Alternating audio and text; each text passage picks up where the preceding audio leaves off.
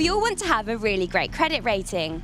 After all, having a good credit score can really boost your chances of borrowing money, getting a mortgage, and even getting a mobile phone contract.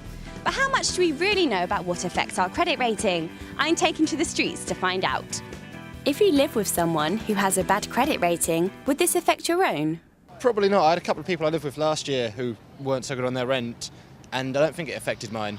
I think it would, yeah. I think it would certainly affect any applications I made, definitely, yeah. No, not unless we had a joint account. Yeah, it would do, wouldn't it? Because if you're trying to obviously fix something to the address that you're living at, if it's got the address actually got a bad credit rating on the person in there, then you're not allowed to ascertain credit, are you? Possibly, because the idea, I think you'd be sharing bills and sharing costs. So if they've got a bad credit rating, then it's likely to affect how you will pay off your all costs altogether. There's no point even trying to blame your bad credit report on the people you live with. This is because if you live with people but don't share any accounts or bills, they can't affect your credit rating in any way. Your credit rating is attached to you and not your property.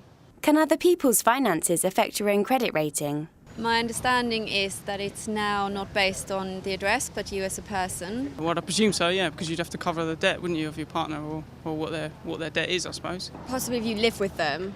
I don't think it could if you didn't. If you are financially associated with someone, then their financial actions can have a direct impact on your credit report. For example, if you and your partner open a joint bank account or get a mortgage together, you become financially associated. This means that if your partner has a bad credit score, it will bring down your own chances of getting credit. If you have a spotless credit record, are you guaranteed to get credit? I don't think you're ever guaranteed to get credit. I would thought so, yeah, definitely. No. Why do I think that? Because banks and lenders generally go by their own rules. No, the thing is banks don't work like that, do they? You see, the more you're in debt, the more money you're entitled to, really. Not necessarily, because it depends on how much you can afford and your history. Lenders won't only look at your credit record, they'll also look at whether you're on the electoral roll. If you're not on there, they cannot easily confirm your identity and your address, and therefore are likely to turn you down for credit. Make sure you're registered to vote before you apply for credit. It's free to do and you can register at any time throughout the year. Find out more on the Electoral Commission website. Do you think it affects your credit card rating if you have loads of unused cards in your purse or wallet? I don't think so. I've got a card like that from HSBC I got when I was a student, and I never used it once, but I wouldn't have thought that would really have made much difference to it. I guess when you're given a credit card, it's because the companies want you to use it. If you don't use it, they might lose money. I think if you haven't used it for a very long time, so they can see that you used it and then pay things back, potentially. Yes, I don't know why, but apparently it does. Because you're still at risk, aren't you? You're still at risk. You might have a £10,000 limit on a card, in which case you can still go and borrow that money, can't you? Lenders take into account how much credit you have access to.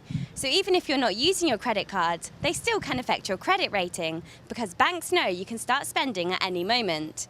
That's why it's always best to cancel all your unused credit cards. And finally, is there a big blacklist that lenders all share which names all the people with bad credit ratings? Maybe unofficially, probably not officially. Don't know, I would guess there probably is.